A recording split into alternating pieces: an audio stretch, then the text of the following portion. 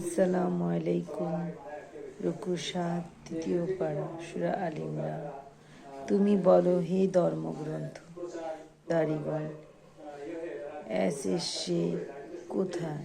এসো সে কোথায় যা আমাদের তোমাদের মধ্যে একই। আমরা আল্লাহ ব্যতীত কারো উপাসনা করি না, কোনো কিছুতেই তার অংশী করি না, এবং আমাদের কেউ আল্লাহ ব্যতীত অন্য কাকেও প্রতিপালক রূপে গ্রহণ করে না। যদি তারা মুখ ফিরিয়ে নেয় তবে বলো, আমরা আত্মসমর্পণকারী। তোমরা সাক্ষী থাকো।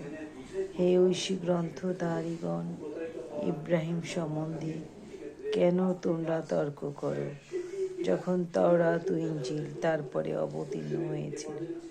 তোমরা কি বুঝো না?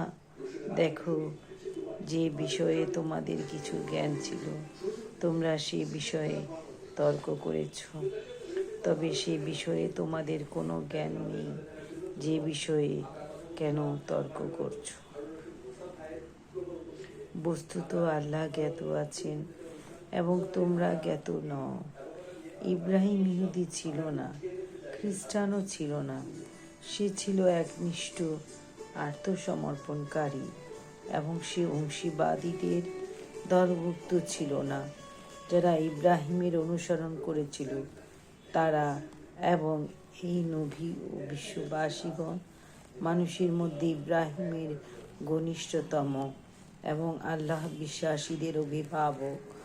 ঐশী গ্রন্থধারীদের এক দল তোমাদের বিপদগামী করতে চেয়েছিল, অথচ তারা তাদের নিজেদেরই